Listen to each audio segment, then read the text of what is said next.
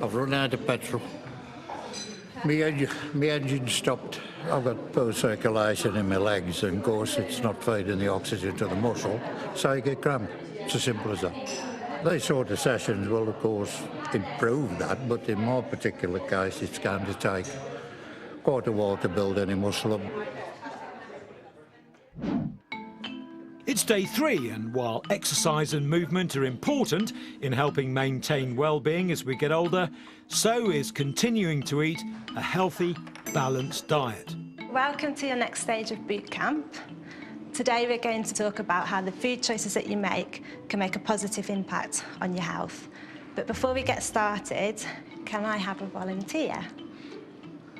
He'll do it. Yeah, Keith? Yeah, come on then, Keith. And if you pop your pinny on. Oh, I'm the starter, am I? Kiri and Keith are cooking a chickpea and vegetable curry. It's quick to make and perfect for portioning up into small batches for freezing to eat later. But our boot campers are in for a shock. There's no added salt in this recipe. And Eddie is not sounding happy. Food never tastes as good without salt. You're a salt man. Today we're going to be using some different spices, plus we've got our garlic in, we've got some ginger to make the flavours. So yes, that's it. to move away from salt. We do need salt, don't we? We do. Yeah. It helps us to regulate fluids in all different areas of our body. But what we don't need is too much, because that raises our blood pressure, and we know that increases the risk of having cardiovascular events, heart attacks, strokes, and things like that. It's something you can get used to, because I used to take sugar in my tea. Yes, now I don't have sugar in my tea. Absolutely. So we've got our yellow pepper. Kiri specialises in creating diet plans for the older generation. She says that often the people she helps have simply lost interest in food and maintaining a good diet. Poor health associated with malnutrition costs the NHS nearly £20 billion a year, and it's a problem seen mainly in the over 65s. Immunity is something which malnutrition affects, and so when people are malnourished, they're more likely to end up in hospital, and they're more likely to stay in hospital for longer. Many of those living alone freely admit they often can't be bothered to cook, and surveys suggest those over 55 are twice as likely as younger people to prefer processed ready meals compared to cooking from fresh. And another concern for Kiri is whether older people are getting enough protein. Protein is really important for muscle strength and mass, and of course this is really important in later life to keep active and mobile. But we do know that in later life often protein foods are some of the foods that people start to avoid. So we do know in certain groups of the older population, protein is an item which may start to reduce. It's tasty, isn't it? Right, well, in all my 74 years, that's the first time I've ever tried spinach. Quite honestly, I liked it. Chickpeas. Never tried chickpeas. That was good, but it was like eating putty. Our 3 male boot campers have all decided to keep working part-time as a way of helping preserve their health in later life. It stops you from staying indoors, and that's when you retire, you start moaning about everything. So you get out there, meet the people, and be happy, and you stay fit. A recent report has suggested that working past our retirement age can be good for us. It also says older workers will become crucial for the country, and they could add £18 billion in value to the UK's economy each year. I still find that going to work gives you a purpose in life. That's the main thing. It's social, it's getting out, it's meeting people, it's chatting, it's being alive. Indeed, it's the social part of the equation that's perhaps the most fascinating of all. It seems there's a strong link between loneliness and longevity. There are real physical implications of loneliness and isolation in older adults. You're not just going to feel depressed, you may not just have a reduced quality of life, you're also going to have genuine physical issues associated with loneliness. Local authorities in England currently spend over 1/3 of their budgets on care for the over 65s, and that cost is forecast to more than triple within the next 20 years. So preventing illness will be increasingly important if we want to keep that bill under control. Talking of which, it's day 4 of the OAP Bootcamp. Age Concerned Birmingham has recently opened a new drop-in centre and cafe which offers a warm meeting place for a good old chinwag, plus some pretty enticing Victoria sponge. But are our OAP bootcampers ready to take up a fresh challenge? Today it's knitting and nattering. Put that one in your left hand.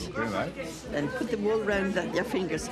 Tea, cake and a ball of wool might not seem that extraordinary, but think of this friendly gathering and the chance to learn a new skill as nothing less than a brain gym. More than half of those aged over 75 live alone, and research suggests that loneliness among older people can be as bad for their health as smoking 15 cigarettes a day. And try and grab your knees a bit more. Loneliness and isolation can cause somebody to become depressed, to become low in mood, to become demotivated and not necessarily wanting to go out of the home. So, you know, encouraging people to stay active and to get involved and create social networks and enjoy themselves, I think that's really important, and people do stay motivated and they feel valued. At its heart, this cafe promotes a very simple idea, that preventing illness is better and cheaper than having to cure it. Investing in preventative services and activities that can allow people to stay active and to stay well and to stay fit and healthy, that's got to have a long-term benefit, and you know that is going to reduce the cost to the NHS and the local authorities in the long term. It was bitter cold the day we went. We were welcomed with our open arms, with lovely hot drinks when we got there, and particularly with Dan and Eddie trying to knit. It was hilarious. So it's through. I just couldn't follow it. She was going clickety click, clickety click. I couldn't do that. I'd be better making fishing nets, I think. Trawling nets, OK, time to tie them up, that's me. It's a bit too fiddly for me, I'm afraid. Right, and how that? We had quite a few laughs, and I mean, that's what it was all about, wasn't it? Hello, everybody. Talking of laughs, it's the final day of boot camp, and it's time to let off a little steam with some laughter yoga. As you laugh together, it'll soon become very real and contagious as you have more and more eye contact and childlike playfulness. You can feel your mood change as soon as you smile. And then when you laugh as well, that is encouraging the endorphins, the happy chemicals, to be released from your brain, and then they go throughout the whole of your body. And they help to boost your immune system. I thought, oh no, this isn't for me. And I think one or two of the others would have the same feeling. But in actual fact, we did have a real laugh. We couldn't stop laughing, could we?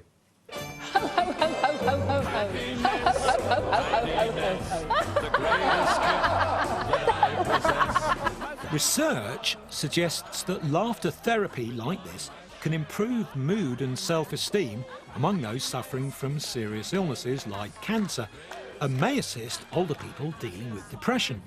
And it could also perhaps save us a lot of money. The NHS currently spends £5.5 million each week on antidepressant drugs. A good laugh works out an awful lot cheaper.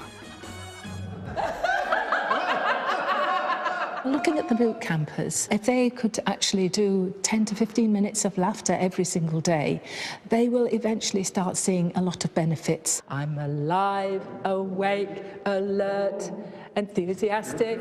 You can change your mental attitude through the laughter, so that things that would normally have got you down and got you angry, you can just laugh and shrug off. I'm alive, awake, alert, enthusiastic. Yeah, great. When you have a true, really good laugh, your whole body feels relaxed afterwards. Whether it's telling a joke, watching something funny, or just a fit of the giggles over anything, is the best medicine. Take a deep breath in. That was good. I liked it. I can see a lot of people really enjoying that. Let it out! doing ha ha ha, he he. Try it, and you'll all start laughing. It's daft. Thank you. To have a laugh is a good tonic, and it doesn't cost anything. So what has Dr Brown at Aston University's Centre for Healthy Ageing made of our boot campers week? I think what's really important to take from this whole process is find the exercise that works for you, because if it works for you, you'll stick with it and you'll have health benefits associated with those activities. The prize for us in trying to prevent frailty in older age is huge. It's a healthier society, it's a more wealthy society, and it's a society which is going to work better for everybody, young and old. Tonight's boot camp lasted just 1 week, but the evidence shows that our volunteers are capable of achieving some real benefits to their health. My week at boot camp, I thoroughly enjoyed every minute of what we did. So the motto is, keep fit, keep laughing. Just get out of the house and do something, and you live a long time. I made some new friends. I think it was a wonderful thing to do, and I shall take a lot out of it. When you start telling yourself you're too old to do something, you've had it. You've got to open your eyes up, get out of your chair and do whatever you can do. Don't limit yourself. I know people who are very, very fit physically, but mentally they've lost a lot that they had. And I think you've got to really, really keep your brain ticking over. You'll only do that if you keep busy and do something that you like. If you'd like more information on tonight's programme, just head to our website at itv.com/tonight. Until next time, good evening and thanks for watching.